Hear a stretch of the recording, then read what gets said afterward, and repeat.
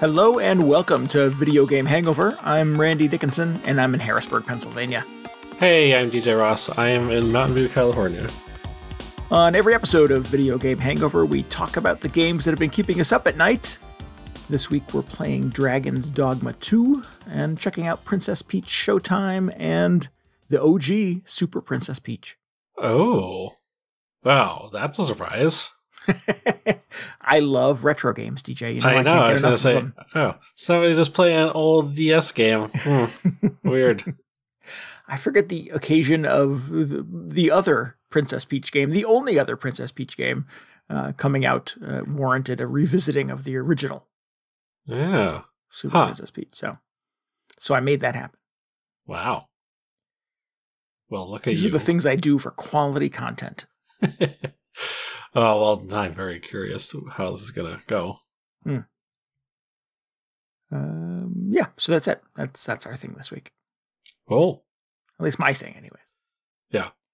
No, I did not play Super Princess Peach. I never played it. So now I just have to play it vicariously through this episode. Yeah. Cool. Well, I will strive to make it enjoyable. Well. Perhaps more enjoyable than Nintendo was able to do. Oh, good. Oh, it's going to be a good one. Play any other wacky retro games this week? No, that's the only one. That's it. All right. I've played a couple of new like secret games though, because we were talking a couple of weeks ago about secret games. Ooh. Are you? I don't know what constitutes a secret game. Is that something you're going to talk about later? Is it something you're never going to talk about? I guess it's not a secret if I talk about it, right? So, no, a couple of weeks ago we were talking about, I forget how it sort of came up, but we had a conversation about games that we don't necessarily talk about on the show, but we still play periodically or play secret games. Secret games. Because it's only not a secret if you don't talk about it on Video Game Hangover. Right, yes. And you and I landed on like daily check-in games like Wordle and stuff like that being kind of our, occasional secret games. Oh, sure. We don't review the Wordle every week on the podcast. No, we don't. No. I'm sure there is a podcast for that somewhere out there, but God, can you imagine a Wordle podcast? What would that even be like? The Wordle of the day. I'm not sure, just live streaming you doing the Wordle. Is that fun? Would that be fun for anybody? I followed one of my favorite podcast hosts would live stream the Wordle and a few other like daily puzzle games like that. I don't know if he still does it. And it was just fun to watch because you would just solve it in 60 seconds because it's that's how long the Wordle takes. Yeah. But it was just a weird like new short form type of thing that I would consume for a little while. It was fun. This is why I miss Vine. Yeah, I knew it. I don't know if you could solve it before the Vine ended. That would be impressive. But yeah. I mean, 2020 was a wild time, y'all. Maybe. It's true. Yeah. So yeah, still doing the Wordle, still doing connections periodically. But there's a new game called Cinematrix on the, what's the website? It's on Vulture. And it's a 3x3 grid. 9 boxes. And on the left, you usually have a list of 3 different actors. And across the top, you have a list of criteria, like titles with 2 words. Oh, I've seen this one. Have you seen this? Or nominated for an Oscar? Or what was the one the other day? Sports movies. So you got to find like a sports movie that each of those 3 actors was in. Not together necessarily. Although that would be very exciting, I'm sure. But the goal is to fill all 9 boxes in the grid with a unique movie. You can't repeat any. So if it was a sports movie in one column and it had two words in another column, you couldn't use the same movie twice. Well, so then you don't want to find the one that has all three of them in it, because then you're kind of just like sabotaging yourself. Right. Yeah. You're really sort of cutting down the number of movies you can use. So yeah, it's been very bad. It'd be bad if it was like, oh, Adam Sandler and Kevin James and whoever else. It's like it's a whole they only do movies together. Yeah. Yeah, that would be a good one for Adam Sandler, though, is a movie that did not also feature Kevin James. There are a few of those. Yeah.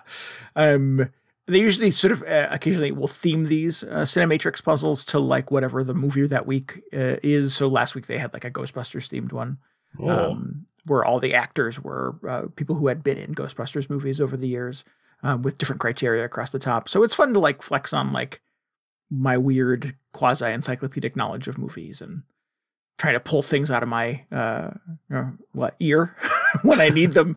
It's like, what was that movie where Kevin Costner played golf? What the hell was that called? So yeah, it's fun to kind of dig that stuff up, and a bit of a movie guy, and it's made me have a lot of fun every day checking into this thing and trying to think of 9 unique movies to fill the criteria. Yeah. Yeah. So that's on Vulture. It's Monday through Friday. They do it on the weekends, which is heartbreaking. They don't do it every day. Come on. I know it's kind of bizarre, but yeah, I thought some folks might want to check that out. I thought you, DJ, might want to check that out. Yeah, maybe I will. I saw it, like I said, it's not the first time I've come across it, but I don't know if I'm enough of a movie guy to really do well on it. Yeah. Yeah. So I like connections. Is most of the time you don't have to have. I mean, you do have to have knowledge of some things. Yes. But like occasionally, when you come up against like a weird pop culture reference in a crossword or something, and you don't know it, there's just no way to like derive it. It's like you either know it or you don't, which is kind of frustrating to me. Sure, I could see that. And as I get older, I find that I know less. So yes. I hear. We are recording this on April 1st, April Fool's Day. DJ, did you do the connections today? Oh, I did. It was very good. Okay, good. Yeah. I don't want to, not trying to brag or anything. I feel like I solved it very quickly. Did you really? Like, all things considered. I struggled with the third tier, obviously. It's usually the third that gets me, because the first and second I feel like a bit of a genius for pulling off. And then the third is the hardest one, and the fourth one is just what's left, so that's easy. Oh, no. See, I wasn't able to solve it in order, which is what I usually try and do, so I got the third, and I always, like, psych myself out. I was like, this is the level 4, or this is the purple one, or whatever. Yeah. And then I'm like, no, this one is, and I put that in, it's the blue one, and my original, my initial intuition was correct, so I was very frustrated. And for those who don't do the connections every day in New York Times, this is the color code indicates like how difficult the puzzle maker presumed it to be. So the purple is always the hardest one. Yeah. Yeah. So again, for our listeners, it's usually a 4x4 grid of words, and you have to find 4 collections of things that tie them into connections, basically. That and they get increasingly more difficult as you work through the puzzle. Today on April 1st, rather than putting words in each of the 16 squares, they put an emoji. So it was very clever. Yeah, it was super clever. I opened it up and I was like, what is happening today? Because instead of little words in all the grid, it was big emojis.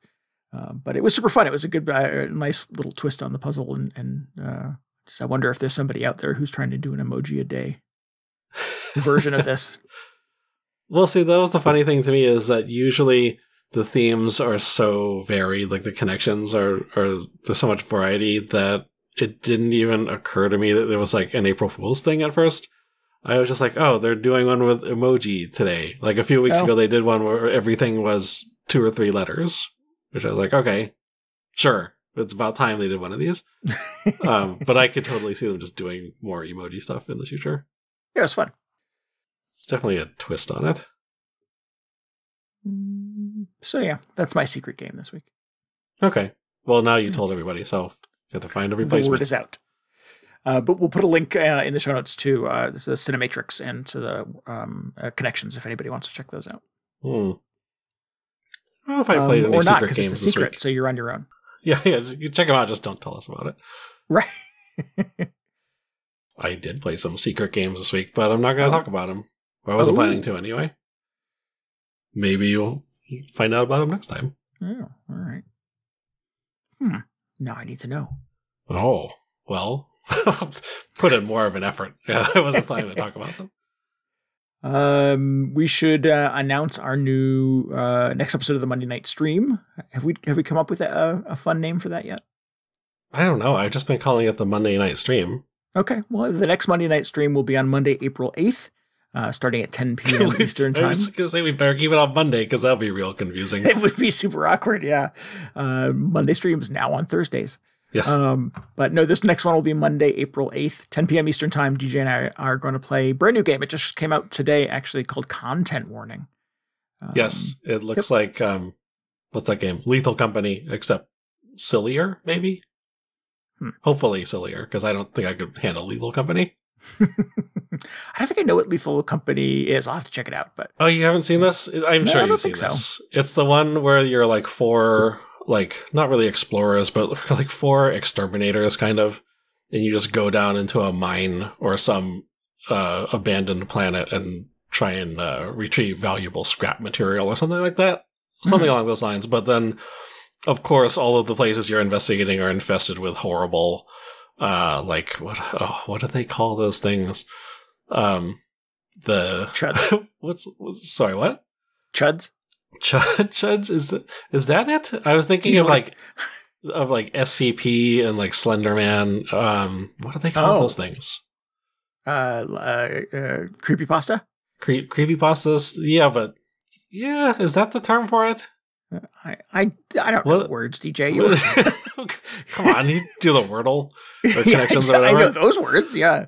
Occasionally. I don't know. They're all those like weird sort of like cryptid adjacent things. They're just like hanging out down there trying to kill you, and it's hysterical. Got it. And it looks terrifying because it's like a bunch of jump scares and horrible things chasing you. Okay. So I would never play it, but it's hilarious watching people's reaction videos of them getting horribly killed. That is not the game that we're playing. No, I mean it's close. It may be. Maybe. But this is a spooky co-op game. DJ and I will descend into someplace and probably get eaten or something. Yeah, or I don't know. Maybe they'll just do a funny little dance or something. Yeah. I don't know. The presentation is quite silly, though. It's certainly not. Yeah. Yes. Blood dripping down the walls horror. It looks very whimsical until it gets sort of dubiously spooky. And until it's not. Oh, yeah. It's like, is that spooky? I don't know. So we will find out. Yes, tune in Monday night, 10 p.m. Eastern time. Find out whether it's spooky or not. The Monday stream, is it spooky? Yeah. Twitch.tv/VGHangover. Come hang out with us on Monday, please. Yeah. Should be good. Yeah. What else you got going on, DJ? What have you been up to? Man, speaking of the stream from last week, I played some Dragon's Dogma. Nice. How was that? It's really good. I think it's really good. I'm still just kind of like fumbling my way through it. But like the whole time I've been playing it, this is Dragon's Dogma 2, to be clear. Did you play the first one? Or did you not break your personal policy against playing games? I broke it. Very nearly, I was like, I knew this game was coming out, and I was like, oh, should I play Dragon's Dogma 1 or should I finish Persona 3? And I opted for the latter. Oh, good choice. I think it ultimately, it was the right move. Because somebody had to finish Persona 3, so otherwise it was never going to get done. But this is impressive. This is a thing that rarely happens. I'm so glad I didn't call in sick today. Oh, can we just call in sick? Like, what would happen if I call in sick? Oh, I got to hire a temp. Wait.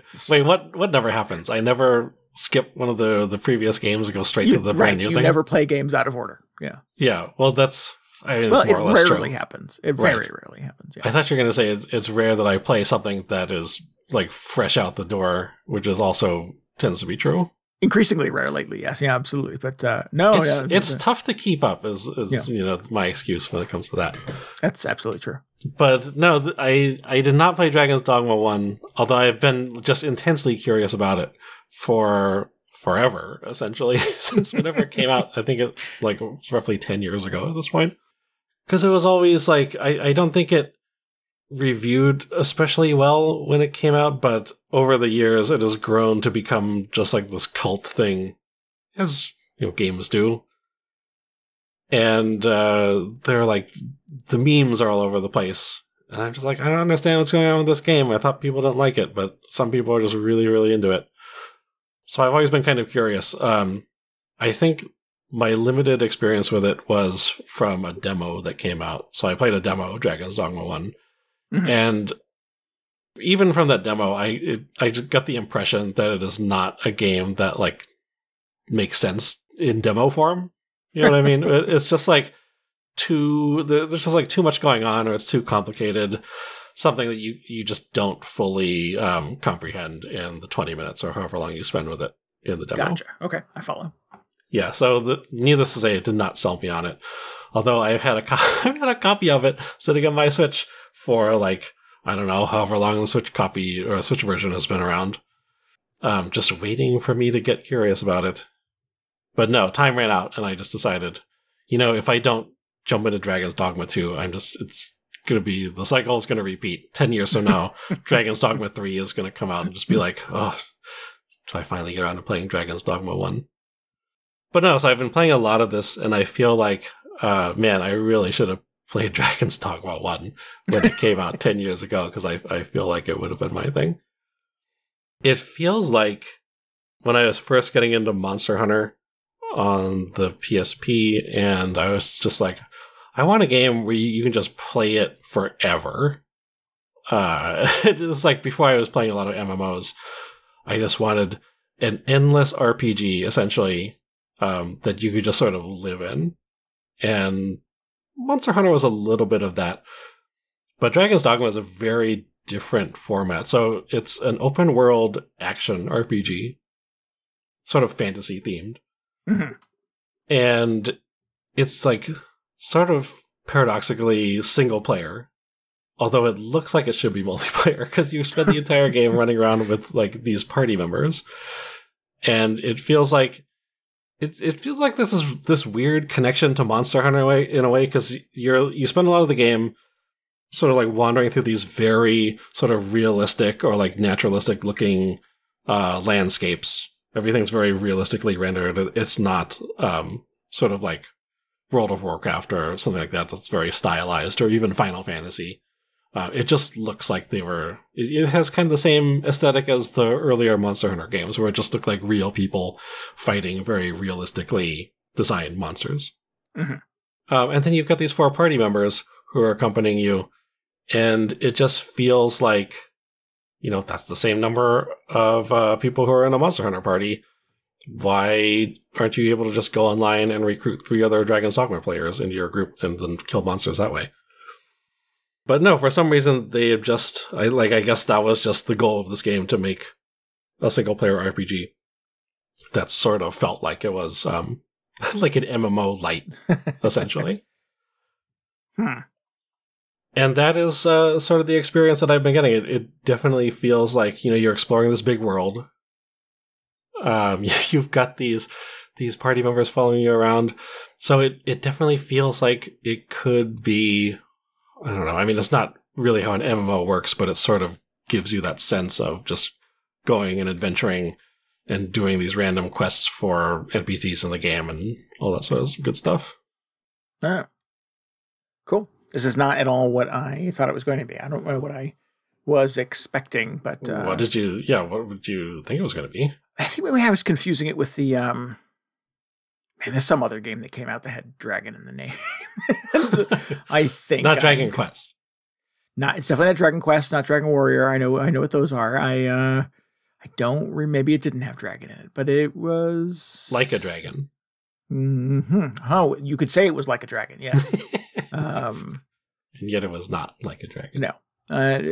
Sorry, this was a pointless detour here. I don't know what video game I'm thinking of, but it does at some point another like game with a dragon in it came out, and you're like, that's the one. Yeah, wasn't there? And this is going to sound probably not great, but the one association I remember of it is it was a fantasy game that came out. You had a 4-party system. I think it was on the PS Vita, and there was like one of the characters was a witch, and she had giant like life. Oh yes, boobs. yes. I that was Dragon's Crown. That was a Dragon's vanilla Crown game. Yes, that's the game I was thinking of. That is a very different game, but I could see how you would get confused. Yes, yeah. And there was a movie called How to Train Your Dragon. Is it like that? Yes, no, it's not like that either. Damn. Okay. One of the reasons I think that Dragon's Dogma it just has such a hard time standing out is it just looks completely unremarkable. And like a little bit of that is the aesthetic. I mean, I would say the earlier Monster Hunter games also just look not especially interesting, aside from the scenes where you're fighting like this larger than life monster, because the aesthetics in this are the absolute blandest, just straight up sort of medieval, like, oh, we're going to the castle to talk to the king, and maybe on the way there'll be a goblin or something. It's just straight up old, like, classic fantasy tropes kind of stuff. And that is probably the thing that I like the least about it, because that's really not my thing. I'm really much more of a Final Fantasy / JRPG person, if that wasn't obvious. But I'm sort of rolling with it. It's like a little straighter than I would like. A little, like, it could be a little more stylized. But whatever, it's fine. It works, like, for its purposes, it's fine. Mm-hmm. Cool. But despite this, you're into it, is what I'm taking away. Yeah, I think a large part of it, I mean, it's first of all, it's just a fun action RPG. But the experience playing it, knowing pretty much nothing about how any of the game is supposed to work, has been fascinating. Because I knew it was like this action RPG. I knew you sort of acquired a party at some point, and you had to fight monsters. But that's really all I knew about the structure. The core campaign is like, there is a storyline, you do quests to progress this campaign. But I feel like that is not really the draw. A lot of it is just like, I spend most of my time playing this just exploring and just like wandering around the world and seeing what's going on, because like, I don't know how to play this game. I don't know what you can even do, like what's even possible. It feels a little bit like the first time I played Breath of the Wild, where I'm just like, who knows what'll happen this time? Let's just walk around and see what I run into. Maybe we'll like run into a cave. Maybe I'll meet a monster that I've never seen before. Maybe I'll just get obliterated by like a griffin that lands in the middle of the road while I'm trying to get from point A to point B. But it's all in the name of just sort of like having adventures and sort of like crafting your own story, as I think they would have said in like Breath of the Wild, or like any of those Nintendo games, where it's more about like your own experience rather than whatever they set out in the campaign. Right. So on that level, it's been very, very fun, because I've just been sort of like learning how stuff works in this game, trying to avoid like guides and explanations as much as possible, sort of like when I played Breath of the Wild and Tears of the Kingdom, and just sort of like, I don't know, not trying to be too cautious with everything, in the sense that sometimes you'll like be offered a choice, whether it's part of a quest or part of something that you want to explore, or equipment that you want to buy or something like that. And in other games, I could totally see myself like running to an FAQ and being like, okay, so which is the correct choice to make in this situation if I'm going to be locking myself out of something later on? But in Dragon's Dogma, I'm just like, no, I'm just going to go for it. And if there are consequences, I'll just deal with it. I'll just make that part of the experience this time around. It's very much the opposite of how I played Persona 3. Yeah.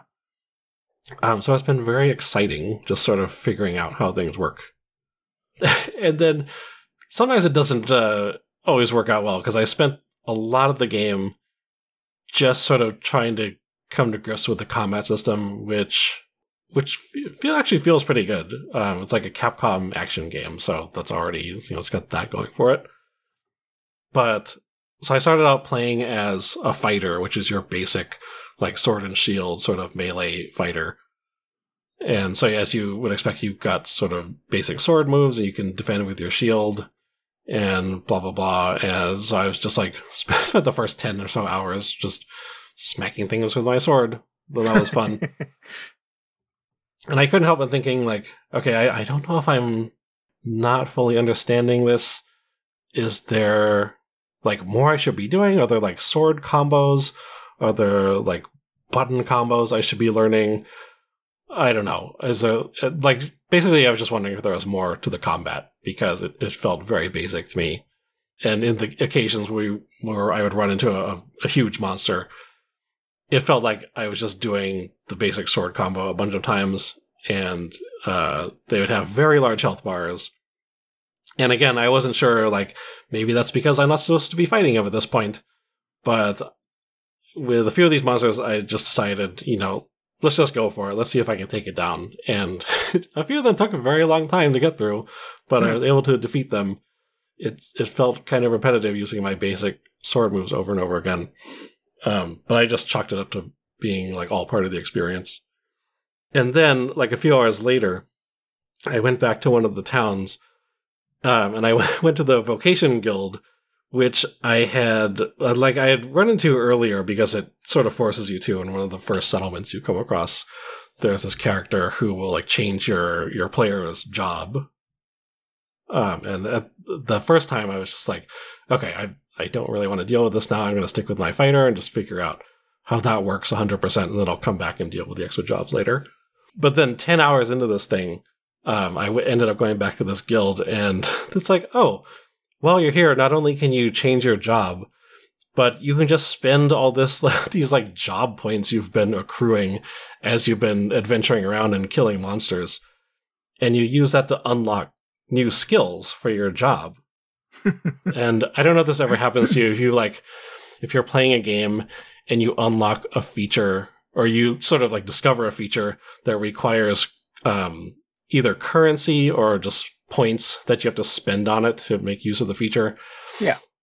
And, like, I mean, sure, that happens all the time, but it's one of those cases where you're sort of, like, introduced to this feature, and you look at the amount of points you have to spend on it, and you're just like, oh, I was supposed to be spending these for, like, the last 10 hours of this game, because I have, like, 10,000 job points or whatever to spend.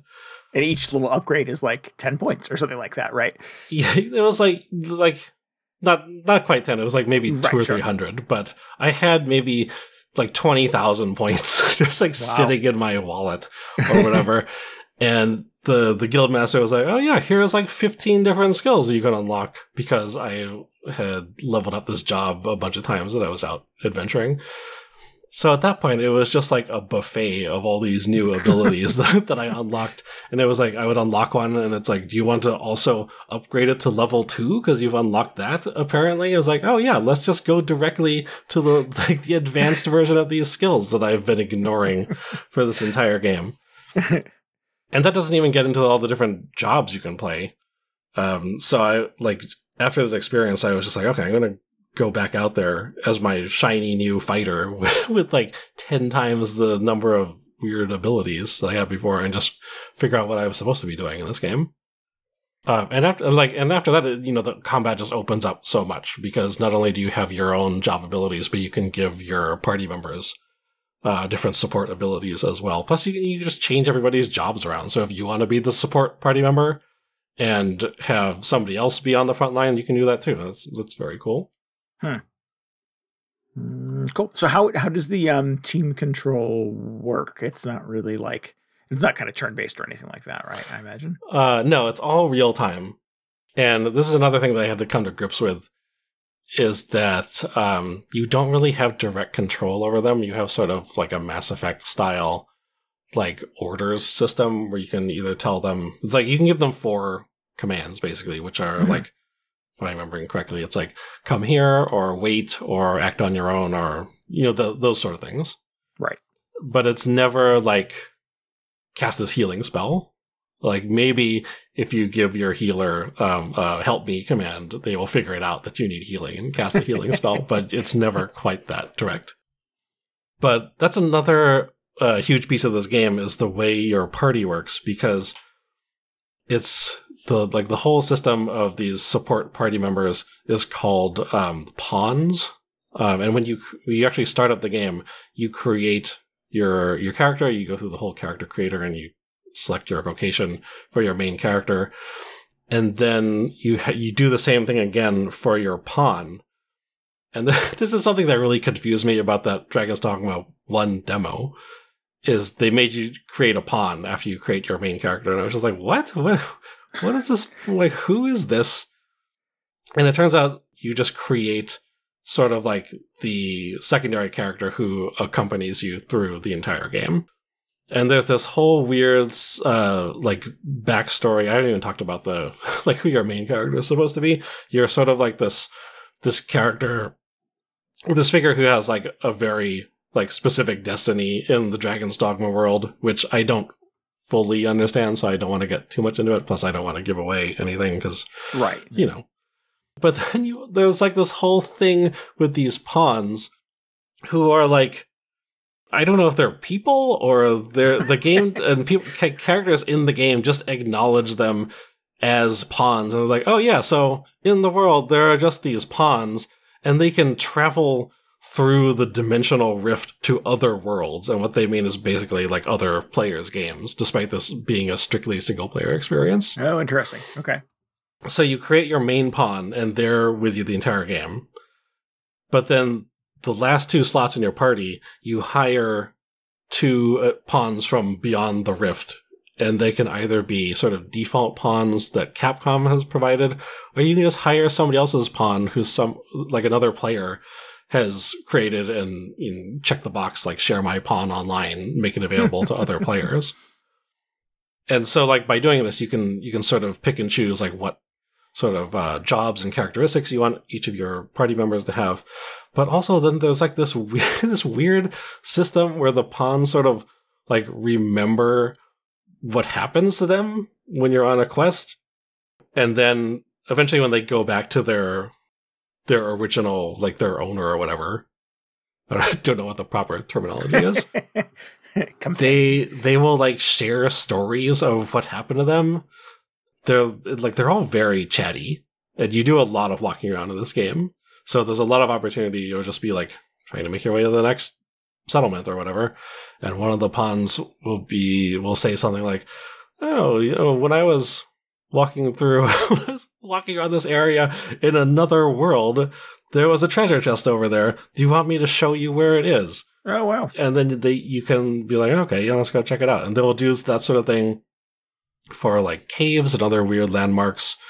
They will offer advice about like, oh, this monster is weak to such and such, so try that. Or, like, you just discovered something that my master completely overlooked, so I'll have to tell them about it when I get back there. It's just like this just weird system. And a lot of the time it just feels like, I feel like a lot of the time it doesn't actually work that well, because they may as well just be saying random stuff.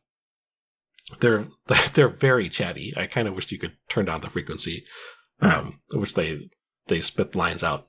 And it doesn't work because it's not like detailed enough to be useful, or? Well, like a lot of the time they're just saying stuff, and it's just like filler where they're just like, oh, like, it's been a while since we rested. We should rest somewhere. Or they'll make a comment that's like, oh, all of us are like women in this party, or something like that. So there's a lot of just random dialogue. But when they do pull out a comment that is about some other journey they were on, or they point out something that's like, oh, we should go look over here, or I happen to know the way to this quest because I did this quest with my owner or whatever. It's kind of fascinating, and it's just a weird experience that feels unique to this game. And sometimes, the best situations, I think, are just when something completely random and unexpected happens. Like the other day, one of these pawns was like, hey, I know a treasure chest over here. Let's go check it out. And I had not really been indulging these pawns up to this point because I couldn't tell, like, so is the treasure chest going to be right over here? Is it going to be like 15 minutes in the direction we just came from? I don't know if I want to waste my time because we're almost to the next destination. But in this case, I was like, sure, let's go find the treasure chest. And I end up following this pawn like way, way longer than I was expecting to. But at this point, I was committed. I was just like, okay, we're going to get whatever's in this chest. It better be pretty good. It better be all worthwhile at the end. And then the pawn is like, we're almost there. And I know a shortcut. It'll make it even faster. And then they just like trip off this ledge and fall down this cliff and die. Oh my God. It's like, oh, that was the plan? And I couldn't tell, like, maybe he just messed up the jump off the cliff, or maybe like legitimately just tripped or something. But it was just a hysterical moment. Huh. And kind of upset him at that point, because it didn't appear to be a treasure chest anywhere nearby. So I just picked him up off the ground and sent him back into the rift. Well, I didn't expect it to go that way. That's interesting. But there's just like weird stuff that happens because the pawns are always sort of like tugging you in different directions. They're like, oh, let's go check this thing out. Kind of trying to distract you from the main quest or whatever you had to do. But that, I feel like that's just part of it. Like, so much of the game is just about exploring and having random stuff happen to you. It's like, yeah, might as well just see what the pawns are up to. See what sort of information they may be bringing from their previous adventures. So it's been a lot of just discovering how the game works. And another thing I like about it is that it doesn't really hold your hand the whole way through it. Like, it doesn't explain a whole lot of stuff to you, which is kind of refreshing. Like, a lot of the times you go and pick up a quest. Actually, a lot of times it will just straight up give you a waymark on the map, which is sort of different than what I heard about this game going into it. But then there are also situations where you will talk to people in town who will sort of hint that there's something happening outside of town, and you can like decide to go investigate or follow up by talking to other townspeople. But there are just a lot of cases where it doesn't immediately put something into your quest log for you to investigate. So you kind of have to like hold stuff in your head, or just like remember like, oh yeah, somebody did mention that there was like, you know, a hidden thing outside of town that maybe we can check on later on. Right. Which is just so different from any other games I played recently. I find myself comparing it to Final Fantasy 16 quite a bit, because that was another game that was just, it was so just, you know, kind of like bland, like just straight up medieval aesthetics. But in this case, it just like does everything, like every single thing other than maybe just like the dramatic story presentation better than Final Fantasy 16. Like, the combat is so much more interesting and varied. You actually have a party that you can adventure around with. The quests are much more interesting. There's just like, I don't know. I don't want to rag on 16 too much, but it just felt like, oh, it was like the other game I played, except it just does everything in a much more satisfying way. So I could just go on about it because I'm having a lot of fun just discovering it and seeing all there is to it. The other thing is, I don't know how long it is, or just like what even the scope is, just because like the travel in it is admittedly kind of slow. But I think the point is, you know, you just spend your time getting distracted a lot. So it just takes you a long time to do things. And I feel like there are entire, like, huge regions of the world map that I have not even, like, caught a glimpse of yet. So who knows what could be laying out there beyond the horizon. This is what you're playing instead of Like a Dragon, right? Yes, yeah. I mean, I'm still playing Like a Dragon. Okay. But I was thinking you were like, I want a game that I could just play forever. And I was like, well, isn't that kind of Like a Dragon? Yeah, no, true. Although, so this is another thing. I felt like after so much Like a Dragon and Persona 3, it was just so much time in menus. And I was just like, I just need to hit something with a sword. Just like, let me do it. And this is that game. Got it. I don't know if you ever have that compulsion. To hit things with a sword, generally not. No, not. Well, I mean, not like, yes, I must kill something with a sword, but like, just like, give me a game that is not like menus. I want to actually like be in there doing stuff. Oh, sure. Yes. Yeah. Yeah. So, usually when I get that itch, like a Gears of War game has come. Yes, exactly. I was like, either want to hit somebody with a sword or maybe shoot somebody. Or, with a gun that has a chainsaw in it. Yes, yes. Just normal, wholesome thoughts. But I just come off playing lots and lots of Persona 3. And I like went back to Like a Dragon, and it was fun, but I was like, I need to switch it up a little bit, and maybe I'll take a break from this game for a little while. Got it. And it turns out like Dragon's Dogma was incredible, so that worked out very well. Well, cool. I wasn't sure where this was going when you were sort of describing this kind of bland, generic look of the thing, but it does sound like it's been kind of a pleasant surprise. Yeah, no, it's really hard for me to put it down. I really wish I could just get some like fancier outfits or something. Like we were talking before the show about like Dragon Quest IX, and we were like, oh man, the dress up in that game was the best.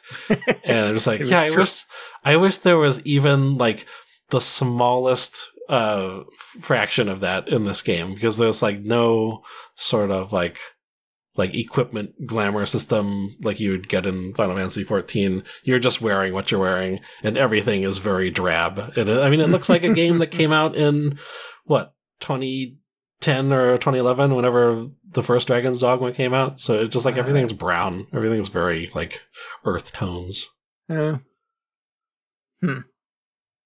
But who knows? Like, it just came out. I have no idea what they have planned for sort of like content updates. Yeah. It does They'll feel sell like you some costume DLC, I'm sure. Yeah, no, I got my wallet ready. It feels like there's a lot of opportunity for some quality of life improvements. So maybe we'll get some of those first. That would be nice, and then they can throw out some costumes, make people online very mad. Well, cool. I didn't realize this was on your radar, and it certainly has popped up in social media quite a bit with people being quite enamored with it. So yeah. I was like, oh, I really want to see what people are posting, but I also just don't want to be spoiled about stuff happening. So I've been avoiding it. But it's so good. I really wish I had played the first one, and I'll probably go back and play it at least for a little bit, just so I can get a basis for comparison. But until then, this one is, like I said, it's hard to put down. Cool. And you have the original, you said, right? It's been sitting on the Switch waiting for you? Yeah. I could just like load up my Switch, just sit in a cart on the way to the next town and play some of Dragon's Dogma 1 while I wait for the cart to go where it's going. It's so meta. Yeah. All right, I want to hear about Super Princess Peach. What's the deal with this game? Well, let's do this through the reverse. So, Princess Peach Showtime is the new one. It has recently come out. Last episode, DJ and I were talking about playing the demo for it that Nintendo had dropped. The full game has since come out. I liked it, but agreed with you that it was quite easy. I think you said you were not probably going to play the main game. No, I mean, not initially. I was optimistic that maybe it would, like, there would be more to it later. Yeah. But coming off that demo, I was just like, nah, I don't really need more of this. Not right now. It's it is as you thought, but it certainly does get a little more complex. You get more layers to it the further into it you go. I guess that's not a huge surprise based on what was sort of teased in the demo. So for anybody who's played the demo, you kind of get a gist of this thing. The demo gives you kind of two slices of two of the different costumes, different plays essentially in the game that Princess Peach kind of rescues, and each one requires her to sort of adopt a new persona as the kind of the lead star of the play. So if I remember correctly, in the demo, the two options were what were the two options? The swordsman. The swashbuckling Peach, and then Chef Peach. Yes, correct. I feel like the demo, like, there should have been a third one. Because the swashbuckling one, I was like, okay, this could be just any video game where you're like I was saying, you're smacking enemies with a sword. Yes, like, correct, that's fine. But then the chef one was where it started to get really interesting. Like, okay, this is very different from the other one. What's the third thing going to be? Right. The third thing is essentially it kind of turns everything into, well, I mean, that's not true. I mean, there's more than 3, right? But just correct. Like show me one more thing in this sequence. So there's 10. I think I've unlocked 5 or 6 of them so far. Detective Peach is kind of an interesting spin in that you have someone has stolen a priceless piece of art in this play, and you have to investigate who it was and search for hidden things in the level. And you have a magnifying glass, and she goes into investigation mode and looks for like footprints and fingerprints and stuff like that. And you have to unmask people. It goes into a full-on like Professor Layton, where she scratches her chin and the camera pulls back and spins, and she goes, "Aha!" and points at who the culprit might be. And there's no combat in that one. You get a certain number of guesses, and if you guess incorrectly and sort of like don't solve the puzzle or solve the crime correctly, that is what takes hearts away from you. So it's fun, and it's definitely kind of an interesting kind of mix on the swashbuckling Peach, which was basically her with a sword, like you said, kind of in combat mode, more or less. Sword fighting enemies and things like that. I like it. And there's sort of the she's Master Thief Peach, and she has like the Splinter Cell see in the dark goggles, and has a hook line that she throws, and drones that are controlled by central intelligence, and they fly you around the level, and you can swing off of one of the drones to catch onto another one and collect coins. And so that one feels a little bit more like an endless runner almost, because you're kind of streaming from connection point to connection point. Interesting. You do a little bit of hacking, and then you're using your zip line to like vanquish enemies and escape in the nick of time, just as the kind of level falls apart below you and stuff like that. So it does feel like the sort of a Princess Peach themed collection of mini games. So if you're not into that, you won't be into this. But I think it works. None of it is especially challenging. The more challenging aspect, as we sort of theorized from the demo, is really kind of sussing out all the secrets. There's 10, mostly 10. Like finding the hidden coins And things like that in all the levels. And sometimes you'll go 2 or 3 hidden coins in, and then you'll skip one somewhere, and you're like, where the hell did I miss a coin? So then the puzzle is about sort of figuring out what the correct series of events would have been that would have triggered or unlocked the hidden place where that coin was. And so that's kind of fun, but also, not terribly challenging. So it's definitely feels like a game for kids or people who want kind of a cozy gaming experience, which is where I'm at. Sure. That's fine. It's super fine. And they do some fun stuff with Peach as a character. She definitely is much more emotive and much more expressive than she's been in any of the other previous games that I've seen her in.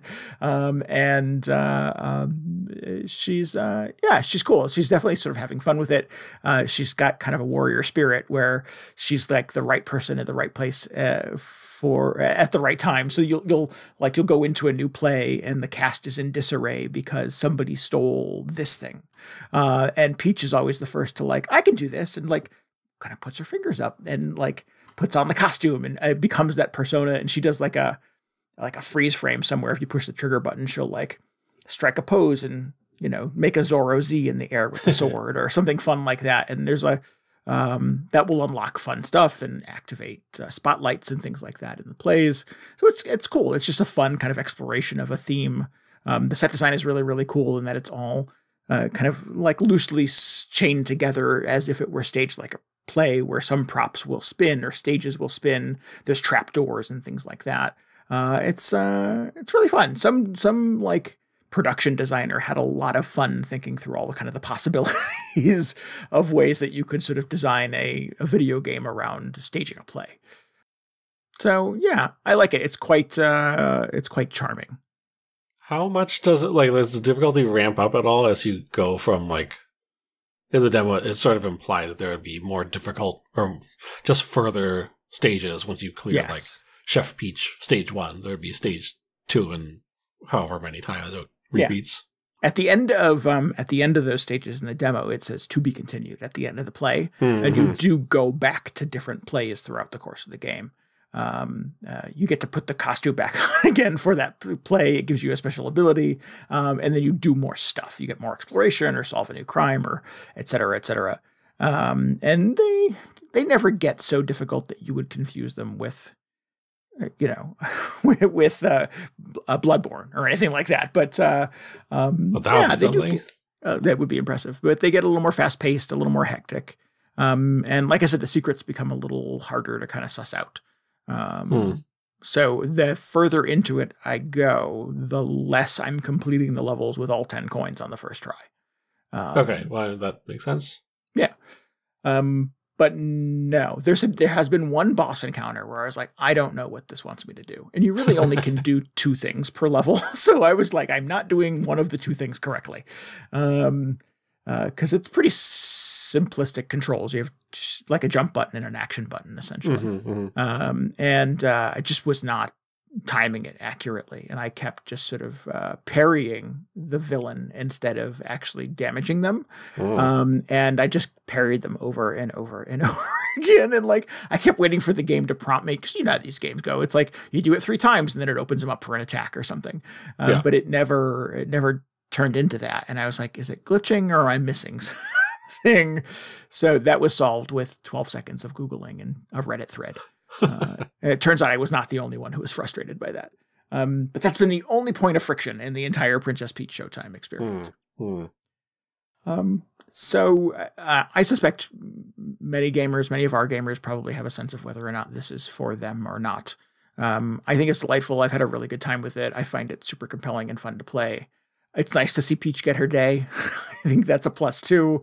If I had a couple of kids at home or, whatever, I think this would be a super fun, like, family experience to like cheer each other on and try different costumes and things like that. I don't have kids at home and I'm still having a good time with it. It's good. It's just, it's piffle. It's a little, disposable is not even the right word because it's beautifully made, but it just feels very like a slight thing. It's just not, where I'm even going with this, but it's no, I know what you mean. Or it's just sort of, you're there to have this fun experience with Peach and not necessarily like be sweating on the controller the entire time. You just want to, sometimes you just want to push some buttons and have it say good job at the end. Sorry, is that being too condescending? No, not at all. I think that's fair. If I think about sort of other first-party Nintendo games, the Super Mario Odyssey, which I love, is a game that you could really like grind away, and I did grind away at. Like you could put hundreds of hours into that game, looking for secrets and finding places to slip into the levels and unlock additional things. And each of those levels had not just like 10 coins, but eventually you had like 100 coins you had to find that were all hidden in some mysterious place. And that was a lot of the hook of the game. And it did require a lot of like really kind of complex movements and perfect timing and just some really devilish platforming. This is not that game. Nobody went that hard on Princess Peach. So it does feel like it's cut from more of a like Kirby's Epic Yarn or, the last Yoshi game where he was at the mall and stuff like that. I think it's when was he at the mall? One of the Kirby's... Oh, the Kirby game where he's at the mall. Yeah. Yeah. The post-apocalyptic Kirby game. Yes. One of the levels in there is an abandoned shopping mall and it's very fun. But it's light. It's, nothing too devilish or certainly not anything that you have to go at with the level of intensity that like the late levels in Super Mario Odyssey require. Right. Certainly does not make it bad. It just makes it a very different kind of thing. I think probably with a different audience in mind too. Yeah, no, that's fair. I mean, I look at it in the same way as people who are just like, where's the easy mode in Bloodborne? And I like, well, yes, it would be nice if there was an easy mode so people can get whatever they want to out of that game. Sort of the opposite way. It would be nice if you could like scale up Princess Peach so, all those Bloodborne players could sweat all over the controller. Yeah. But it was just, that's not the game they wanted to make. Right. I will note that it does scale in the other direction, though. If somehow the base level challenge in Princess Peach Showtime is still too much for you, or you're a younger or more inexperienced player, there is a character you can meet in the lobby of the theater who will let you borrow a hair tie that gives you 4 extra hearts. Oh, okay. Which means basically you can take, I think, 10 points of damage before Peach is knocked on her butt and has to start over, as opposed to kind of the normal standard 6. And it's free. You don't have to unlock it. You don't have to give them any coins or points for it or anything like that. They just say, if you'd like to make it a little bit easier, I can let you borrow this for a little while. And then they never ask for you to give it back to them again. So it's it does have something kind of from an accessibility standpoint kind of built into it for folks who maybe need a little extra buffer. It just feels like in that Kirby game where I think I put it on extra spicy mode or whatever it was to start, or was it supposed to be more difficult? And you still just had like an unfathomable amount of hearts or however they measured health in that game. It's like, I have to be trying to lose this entire bar. Like, how long is the bar on normal mode? It just goes into like I said, the next screen. Yeah. It's just like, it's really the second screen on the 3DS for it to show us the health bar. Just, made for a different audience. Right. That said, I did, on the occasion of Princess Peach Showtime coming out, I was feeling remorseful that I had never played her first video game, which I think came out in 2005 or 2006 on the DS, Nintendo DS. I don't remember this existing. I had a DS. I had a lot of games for the DS when it first came out, but I somehow slept on the Princess Peach game and didn't realize it was a thing. You never even heard of it? I had heard of it like in the last couple of years. I think since they announced Showtime, people have been, video game journalists have been saying, oh, there was also a Princess Peach game before. And the hook in Super Princess Peach on the DS was that Mario, Luigi, and Toad had been captured finally by Bowser. Finally, somebody got those guys. Yep. And marched away in chains and ropes. And were toiling away in a prison on wherever Bowser lives. And is that what Bowser makes them do? He just puts them in a labor camp? Yeah. Well, I don't know if it was a labor camp, but like they were behind bars. Yeah. Okay. Wow. Yeah. I never really thought about it. He always wants to marry Peach. Right. Didn't know what his plans for Mario and company were. Well, I mean, it sort of spun as like, well, if we catch Mario, Peach will come for him. And that's exactly what happened. So Peach gets it. Her marching orders are now, after all of the many, many times that Mario has rescued her from Bowser, the tables have turned and she has to rescue him. And that is where kind of the progressive vibe of this game ends. And from that point forward, you have to master Peach's emotions. And what that means is the bottom screen of the DS has 4 different hearts on it. And they are Peach's vibes. And you can use them to like solve puzzles and do platforming and stuff like that. So you can tap the heart that corresponds to joy, and Peach will light up, and it makes her lighter than air, and she's able to sort of like jump super high or get to, out of reach places. If she does gloom, she cries uncontrollably, and giant geysers of water come out of her eyes, and she can use it to put out fires or to what are some of the other things you could do? Oh, it grows plants. Will grow a vine that she can climb up to a high space. And she has rage, which lights her on fire and makes her invisible, and she has calm, which surrounds her in a protective bubble and recovers her health. And they're kind of fun, but there's also sort of like and maybe I'm thinking about it too much, but like it also seems like, well, that's a little offensive, right? Like a little bit. It's just like, oh man, what are women's special abilities? Right, just emotions. Get very emotional. I don't remember ever having a video game where Mario's emotions were a concern. No. And like Peach has to sort of collect enough gloom points to be able to like be gloomy enough that she can cry to solve a puzzle.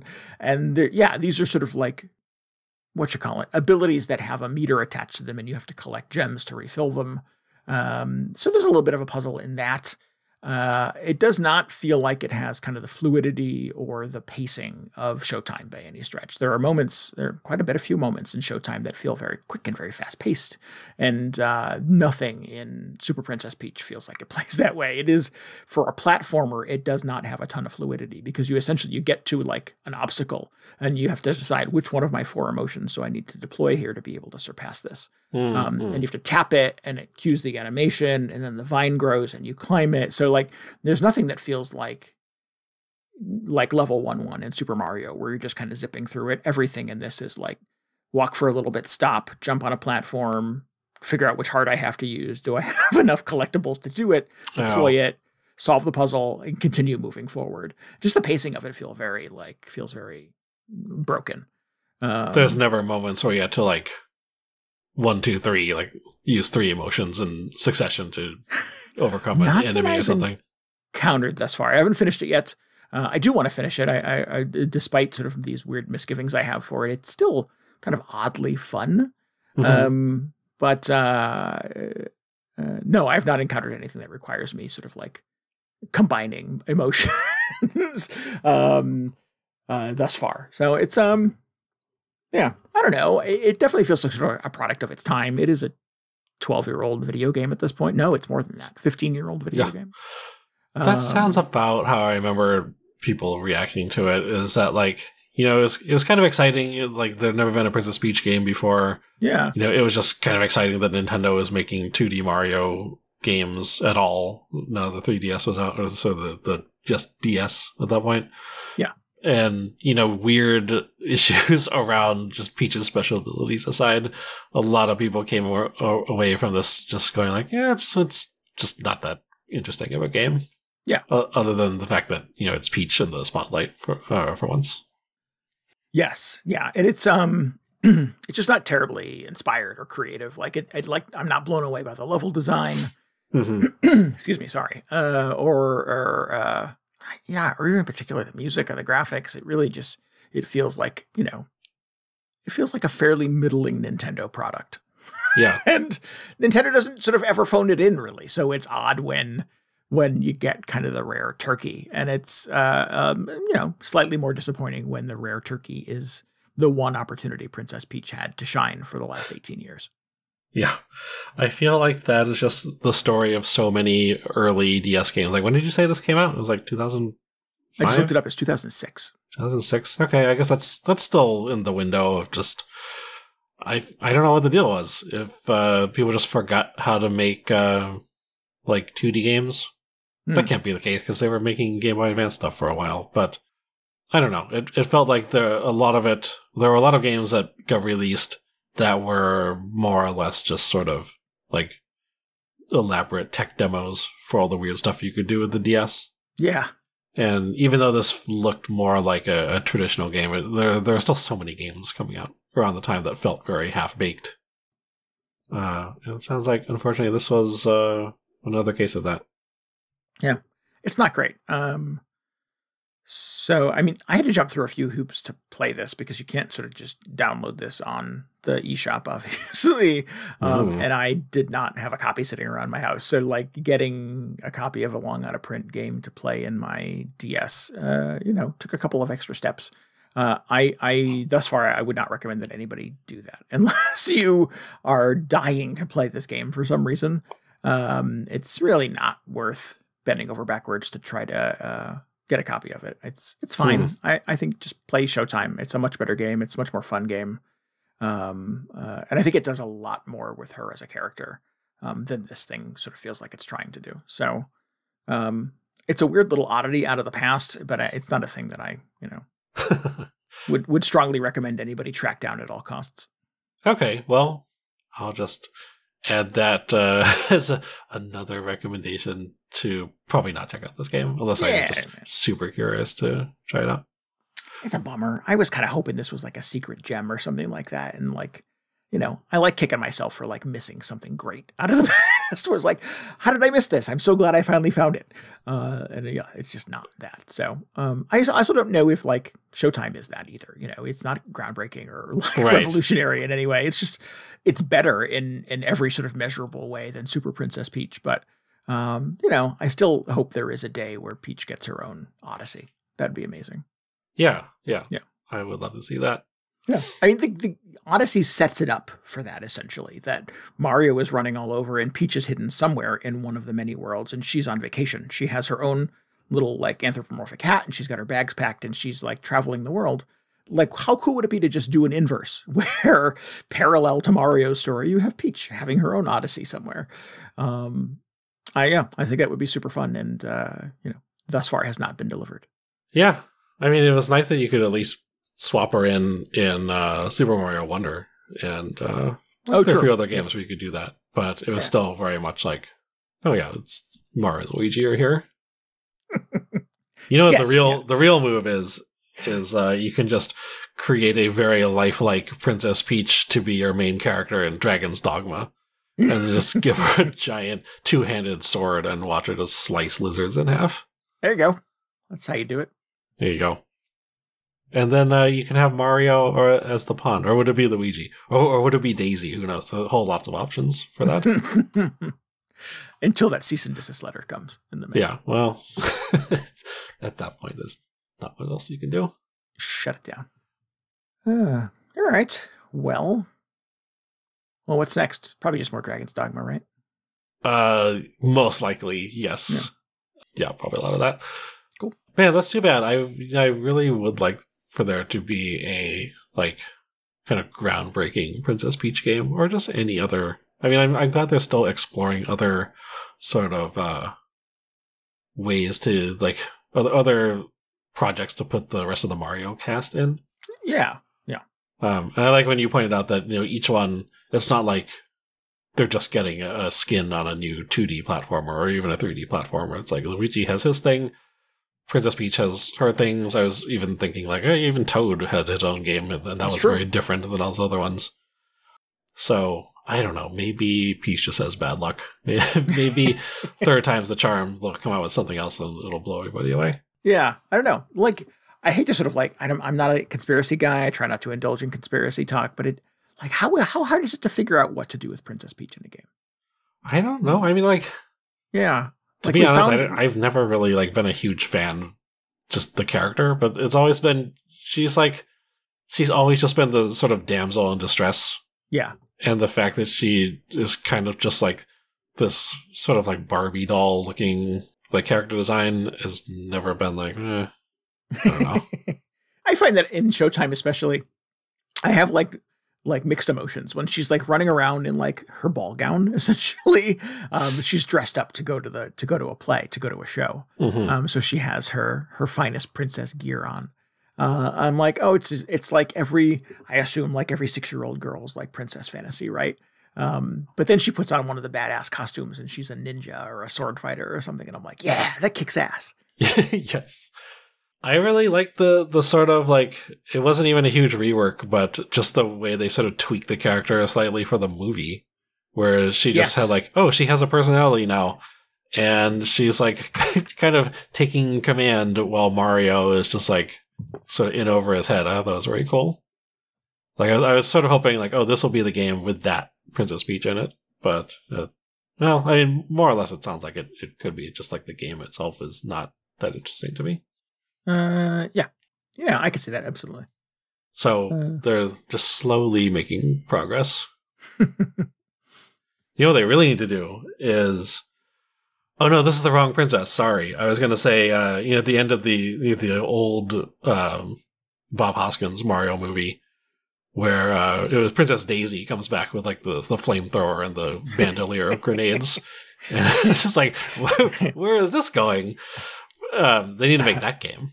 Right. Yes. Yeah.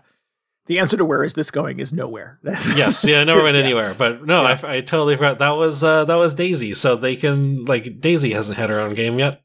No. Well. Yeah. I mean, it's cool that all of these sort of peripheral characters have had some opportunity to shine, with mixed results. Yeah, Daisy really has not had her own thing. I mean, even Wario has a pretty serious collection of games. Oh, yeah. Waluigi never really got his moment, but Waluigi is never going to have his own thing. That's just part of his character, I feel like. Well, there was that thing on the internet a couple of years ago that somebody had sort of pitched, pre-assembled a deck or a pitch for an open world Waluigi exploration game. What? Where he was a pirate or something like that. I'll see if I can find it. It's got to be buried on the internet. But they had mocked up art for it and a cover and stuff like that. And I was like, I would play this. Let's play this. That was a fan thing, right? That's not. It was total fan thing. Yeah. Oh, okay. Okay. Yeah. Well, there's a whole secondary story about Waluigi really isn't a Nintendo derived character. It was They had just a copy of a copy. Yeah. They had farmed out, what game was it? Some old Mario game to an external developer. It was one of the sports games, right? And they just like, we need a doubles partner for Waluigi or something, right? Yeah, no, I think that's exactly it. It's just like, oh, we need a second Wario. Let's just make a weird looking guy. Call him Waluigi. So they cooked up Waluigi. Yeah. A sad origin story. No, really. An invention of necessity. Did you see there was a leak where they had actually planned to have a Wah Peach? No, really? Yeah. Oh, I'll dig that up if you haven't seen it. That was good. Oh, that's interesting. Did not happen, but fingers crossed. The real question, I think, is when is Princess Zelda getting her own thing? Yeah. Well, another kind of enigma. How hard could that be to get right? Yeah, I'm not a huge fan of any of the Mario characters, to be honest. Like, I'd much rather have a game that was about like Boo, or some of the villain, the enemy characters. I think it would be fun. But like, what are they doing over in the Zelda timeline? What about a Zelda game? Meanwhile, in Hyrule. Yeah. Meanwhile, in Hyrule, nothing happened. Yeah. I think it's time to just like put Mario and Link on the shelf, put them into the vault for 10 years, and let everybody else have a chance. Yeah. Until they figure it out. Luigi got his own year. How come nobody else gets a year? Let's do the year of Waluigi. How come Luigi didn't get a second year? Did he not do well enough for Nintendo? I don't know. Just like never putting this guy in charge again. Yeah. The year of Waluigi would be just peak chaos. Let's wrap this thing up. If you need any more video game hangover in your brain, you should follow us on Twitter at twitter.com/VGHangover. And you can always get show notes and links and tell us what you thought about this episode at VGHangover.com. We would love for you to join us for our Monday night streams. Monday, April 8th at 10 p.m. Eastern Time. DJ and I are going to be playing Content Warning together. Go to twitch.tv/VGHangover. Or just drop into our Discord, get a link to that at VGHangover.com, and we'll put up a stream announcement there for you to save to your calendar or whatever. Yeah. We would love for you to subscribe, rate, and review us on your podcasting app of choice. Maybe help us out by telling your friends about the show as well. Yeah, really help us out. Get the word out about the show and bring in some new listeners. God, what is going on? Can't speak this evening. But we really appreciate it. Just tell other people about the show. Yeah. We also really appreciate Fear of Dark for our intro and outro music this week.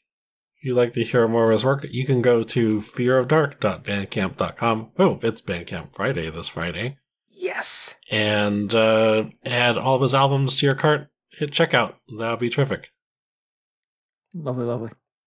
All right, we'll be back. We'll be back next Monday with Content Warning, streaming on Twitch, and then the week after with, I don't know, we'll figure it out when we get there.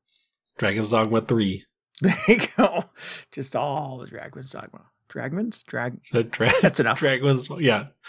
I have been having about as much trouble with this title, as I did with Unicorn Overlord. So. Overcoat, underhanded, yes. Yeah. Underbite, under whatever.